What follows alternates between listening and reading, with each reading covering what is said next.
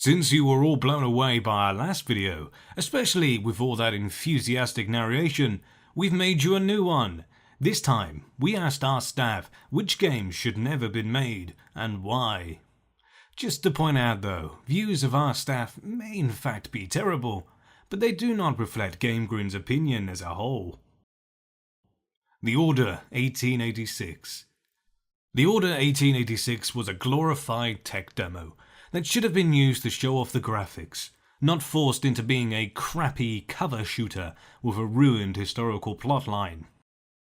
World of Warcraft.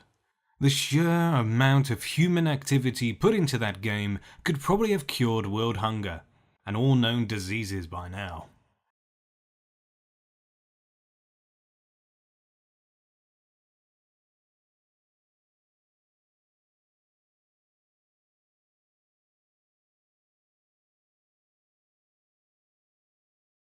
Duke Nukem Forever. If a game spends over a decade in development, it's never going to live up to the hype that it's built. This is a game that spent so long in development hell, it decomposed beyond any recognition. By the time we saw it arrive, the engine was outdated, so it looked awful, and the misogynistic lampooning of action heroes was way beyond its sell-by date. And it didn't come across as parody anymore. It was long believed that this game would never come out, and many would say it shouldn't have done. Infinite Crisis.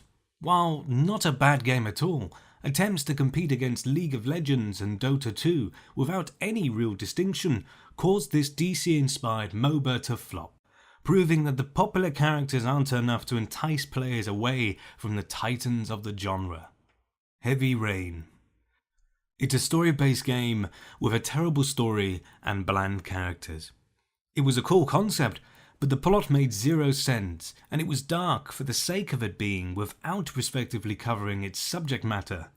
Heavy Rain is still seen as the story-based game to beat by some, even though the voice acting is awful, and there's huge in-your-face plot holes, and etc. Umbrella Corps. A spin-off game that was terrible in every sense of the word. A competitive shooter that offered no sort of challenge, and a game based around zombies that clearly put zombies in as an afterthought. Any Assassin's Creed game after 2. Except Black Flag. Talk about flogging a dead horse. Assassin's Creed 2 peaked at AC2, and the continuation of the series is a plague on all game kind. With the exception of Black Flag, which is some sort of miraculous diamond in the rough. There is absolutely no need for another replication of the original 2 games. Tony Hawk's Pro Skater 5. This game is proof that a series should stop while it's ahead. The widely anticipated yet highly slammed return of the Birdman series didn't just have a case of mistaken identity, but one of an unusual development. Revealed by caterers and delayed in order to change the art style weeks before its release, Pro Skater 5 was a disastrous blend of clumsy physics, crap music, and empty, joyless maps. The absolute antithesis of everything that came before it.